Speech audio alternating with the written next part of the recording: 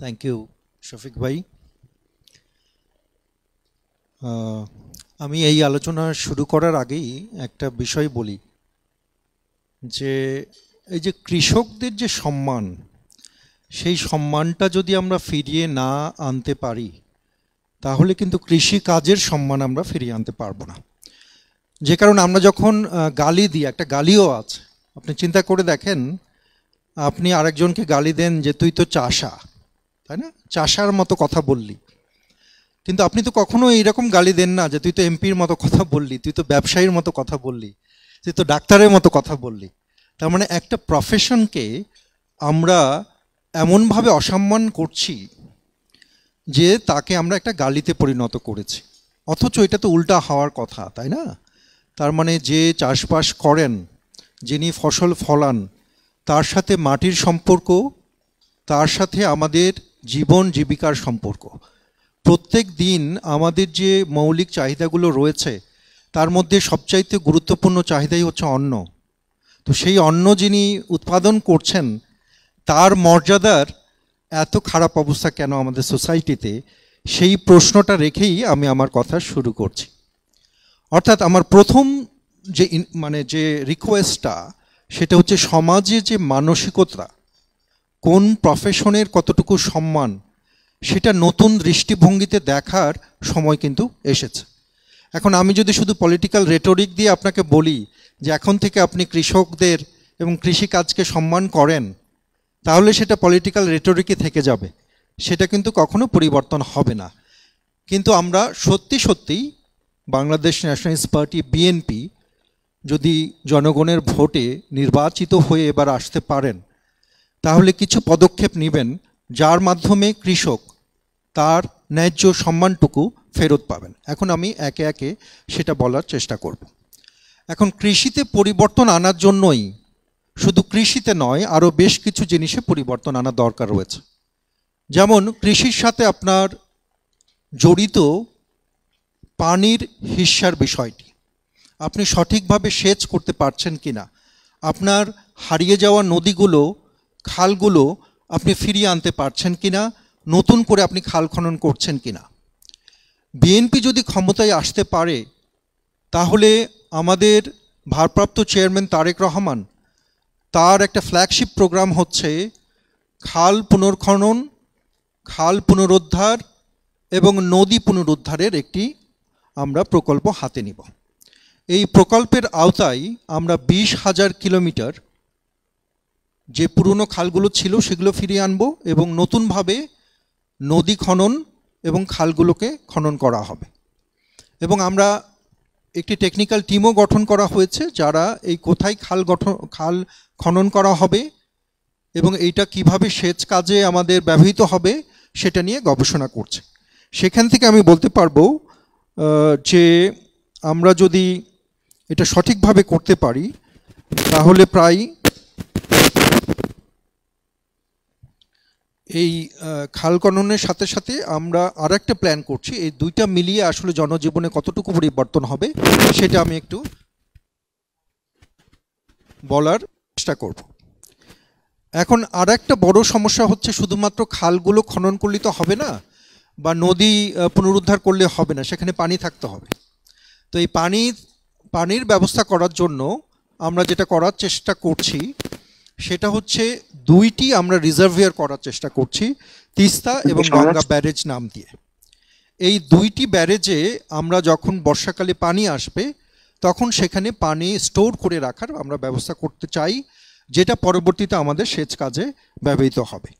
এই পুরো প্রজেক্টের মাধ্যমে আমরা 75 লক্ষ হেক্টর জমিতে সেচ কাজের উপকার হবে এবং 5 কোটি মানুষ এটা সরাসরি সুবিধা পাবে বলে আমরা ধারণা করছি।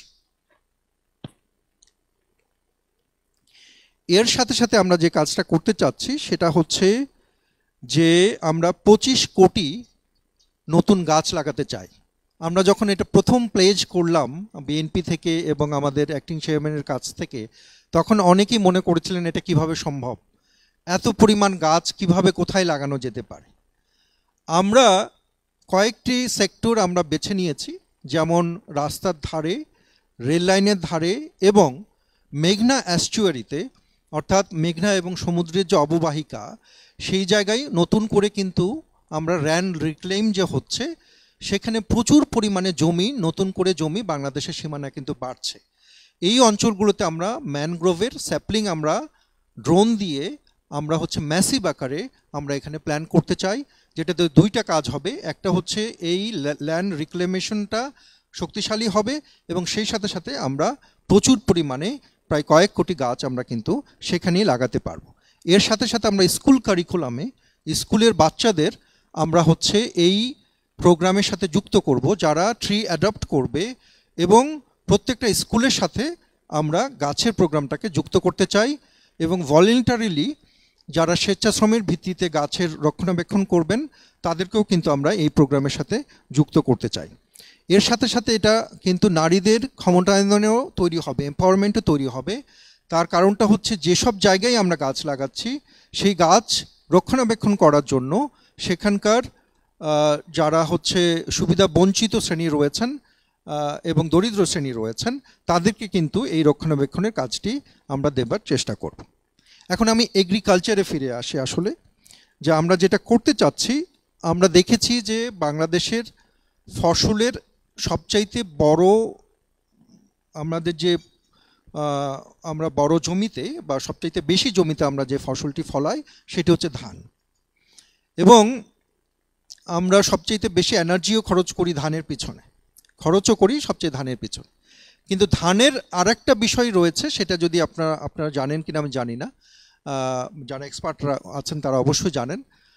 সেটা হচ্ছে যে ধানের গোড়ায় পচন এবং ধানে যখন আমরা পানি দিই, সেই সময় যে কার্বন এমিশন হয়, সেটা কিন্তু সবচাইতে বেশি কার্বন এমিশনের উৎস বাংলাদেশে। তো এই কারণে আমরা একটি প্রযুক্তি ব্যবহার করতে চাচ্ছি আমরা ক্ষমতায় আসলে, যেটাকে আমরা বলছি AWD, যেটা অনেক দেশে ব্যবহৃত হয়, অল্টারনেট হচ্ছে ওয়েটিং অ্যান্ড ড্রাইং যে ব্যবস্থাটুকু। সেই ব্যবস্থার ফলে আমাদের একদিকে যেমন পানি কম লাগবে, আর একদিকে আমরা কার্বন এমিশন কমিয়ে ফেলতে পারবো। এবং ওয়ার্ল্ড ব্যাংকের একটা আমরা দেখেছি যে একটা এস্টিমেশন রয়েছে, যে আমরা ইউএনের কাছ থেকে এবং পুরো পৃথিবীর যে শিল্প যারা উন্নত সেই দেশগুলোর কাছ থেকে আমরা একটা এস্টিমেশন রয়েছে যে $1 বিলিয়ন আমরা হচ্ছে কার্বন ক্রেডিট হিসাবে পেতে পারি, এখন যেখানে কয়েক মিলিয়ন ডলার আমরা আসলে পাই। তো আমরা AWD টেকনোলজি ব্যবহার করে এবং ট্রি প্ল্যান্টেশনের মাধ্যমে এবং রিনিউয়েবল এনার্জির মাধ্যমে আমরা যে গ্রিন রেভলিউশনটা চাচ্ছি, সেটা এগ্রিকালচারে এবং পরিবেশে, সেটার মাধ্যমে আমরা কার্বন ক্রেডিট $1 বিলিয়ন আনতে পারবো বলে আমরা বিশ্বাস করি। এছাড়া আমরা যদি রিনিউয়েবল এনার্জির দিকে দেখি, তাহলে আমাদের লক্ষ্যমাত্রা হচ্ছে 2030-র মধ্যে আমরা 20% আমাদের যে এনার্জি সেক্টর, সেটা আমরা রিনিউয়েবল এনার্জিতে রূপান্তরিত করব বলে আমরা প্রতিশ্রুতি দিচ্ছি। এই ব্যবস্থাগুলোর সাথে সাথে আমরা সরাসরি এগ্রিকালচার রিলেটেড কয়েকটি প্লেজ আমরা করতে চাই। তার একটি হচ্ছে অলরেডি এনসিপির যে প্রতিনিধি জাকির ভাই বলেছেন, সেটা হচ্ছে যে কৃষকের যে ন্যায্য মূল্য, ফেয়ার প্রাইস, এটা কিন্তু আমাদের যেমন 31 দফার মধ্যে রয়েছে, এর আগে 27 দফার মধ্যে ছিল, ভিশন 2030-র মধ্যে ছিল। আমরা বারবার বলছি যে কৃষক যে জমিতে ফসল উৎপাদন করেন এবং তা যখন আমাদের হাতে এসে পৌঁছায়, এই যে গ্যাপটা, সেই গ্যাপের মধ্যে আমরা দেখি মূল্য অনেক ক্ষেত্রে কয়েকটা ফোল্ড বেড়ে যায়। তো এই যে মধ্যস্বত্ব ভোগী যারা, দালাল যারা, ফড়িয়া যারা, তারা কিন্তু এই দামগুলোর সুবিধা পায়, কৃষক পায় না। কিন্তু আমরা যেটা চেষ্টা করছি, একটা ফেয়ার প্রাইস যাতে কৃষক পায়, সেটার একটা ব্যবস্থা করার চেষ্টা করব। সেটা কিভাবে করব? কারণ আমরা শুধু হোয়াট কোশ্চেন না, আমরা হাউ কোশ্চেনেরও আনসার দিতে চাই।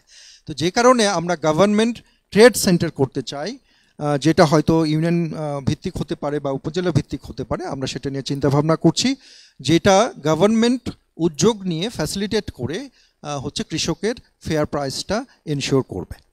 এছাড়া আমাদের অ্যাক্টিং চেয়ারম্যান বারবার তার বক্তৃতায় ফার্মার্স কার্ডের কথা বলেন। এই যে ফার্মার্স কার্ড, সেটাও কিন্তু টেকনোলজি ব্যবহার করে কৃষককে এক ধরনের প্রণোদনা দেওয়া এবং কৃষকের স্ট্যাটাস, যেটা আমরা বলি, যেটা দিয়ে আমি আমার কথা শুরু করেছিলাম, সোশ্যাল স্ট্যাটাস, সেই সোশ্যাল স্ট্যাটাসটাকে উপরে নিয়ে আসার জন্য আমরা এই কাজটা করতে চাই। এই ফার্মার্স কার্ডের মাধ্যমে আমরা একটা ডেটাবেস তৈরি করব, যেখানে কৃষকের জমি সংক্রান্ত সমস্ত তথ্য থাকবে। কৃষক যে ভর্তুকি পায় বা সাবসিডি পায় সেটা কিন্তু এই কার্ডের মাধ্যমে সরাসরি কোনো দালাল ছাড়া, মধ্যস্বত্বভোগী ছাড়া এটা পাবেন। তারা বিভিন্ন ক্ষেত্রে তারা ইন্টারেস্ট ফ্রি লোন পাবেন। অর্থাৎ কৃষি জমি সংক্রান্ত, এটা মনে করেন সার সংক্রান্ত, এটা পানি সংক্রান্ত, সেচ সংক্রান্ত, যত সরকারের সাথে যত লেনা দেনা থাকবে সেটা সব কিছুই কিন্তু এই ফার্মার্স কার্ডের মাধ্যমে সরাসরি আমরা প্রযুক্তির মাধ্যমে আমরা ডিল করতে চাই, যাতে কোনো ধরনের মধ্যস্বত্বভোগী সেখান থেকে কোনো সুবিধা না নিয়ে যেতে পারে, এবং কৃষক যাতে তার ন্যায্য সম্মান পান এবং ন্যায্য মূল্য তার পণ্যের জন্য পান। আমরা ধারণা করছি যে 13 লাখ থেকে 20 লাখ নতুন আমরা জব আমরা ক্রিয়েট করতে পারবো আমরা যদি এই টেকনোলজিগুলো ব্যবহার করি। কারণ আমরা একটা স্মার্ট এগ্রিকালচারের কথা বলছি। কারণ আমরা এখন যদি দেখেন আমাদের যে জমিগুলো, সেই জমিগুলো বারবার ফার্ম ফ্র্যাগমেন্টেশন হয়। অর্থাৎ আমার একটা জমি রয়েছে, আমার ছেলে মেয়ে, 3জন ছেলে মেয়ে থাকলে সেটা 3টা ভাগে বিভক্ত হয়, তার 3টা ছেলে মেয়ে থাকলে সেটা আবার 3টা ভাগে বিভক্ত হয়। অর্থাৎ এই এবং প্রত্যেকে আলাদা আলাদা সিদ্ধান্ত নেয় যে তার জমিতে সে কী ফসল চাষ করবে। এখন আপনি যদি একটা বড় স্কেলে একই ধরনের ফসল না চাষ করতে পারেন, তাহলে তো আপনি কখনো ইন্ডাস্ট্রিয়াল স্কেলে আপনি এগ্রিকালচার করতে পারবেন না।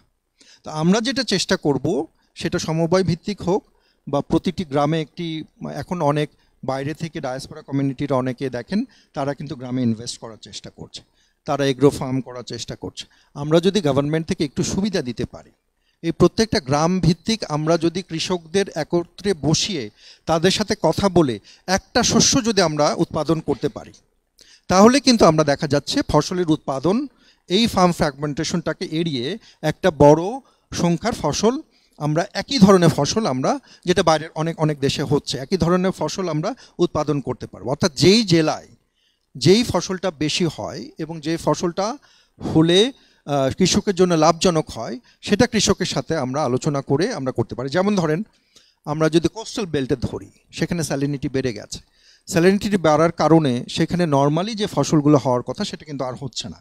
আমরা কৃষককে যদি আমরা বোঝাতে পারি যে আপনারা সবাই যদি এই স্যালিনিটির মাধ্যমেই, স্যালিনিটিকে এড়িয়ে সেখানে কোন ফসলটা সবচেয়ে ভালো হবে, এবং সেইটা যদি এক ধরনের সমবায় ভিত্তিক বা একটা আলোচনার ভিত্তিতে সরকার যদি একই ধরনের ওখানে ফসল উৎপাদন করতে পারে, তাহলে আমাদের ফসল উৎপাদনের যে হার সেটাও কিন্তু অনেক বেড়ে যাবে বলে আমরা মনে করি। অর্থাৎ এই ব্যবস্থা আমরা নিতে চাই।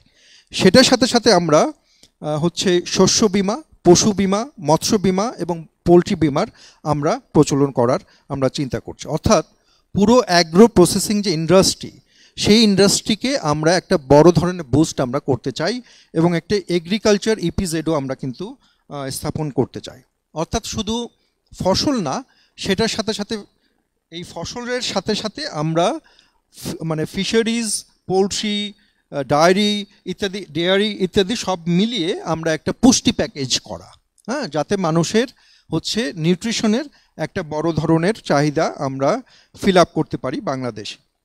অর্থাৎ এই যে পুরো যে আলোচনা, আরও অনেকগুলো পেজ রয়েছে, আমি সবই এখনই রিভিল করতে চাই না, সামনে ইলেকশন ইশতেহার আসছে, আপনারা এটার একটা ডিটেল ম্যাপ আপনারা পাবেন।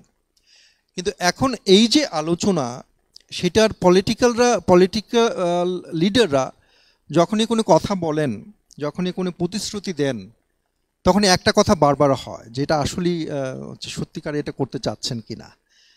এই প্রতিশ্রুতি কি শুধুমাত্র ভোট পাবার প্রতিশ্রুতি, না সত্যি আসলে আপনারা করতে চাচ্ছেন কিনা।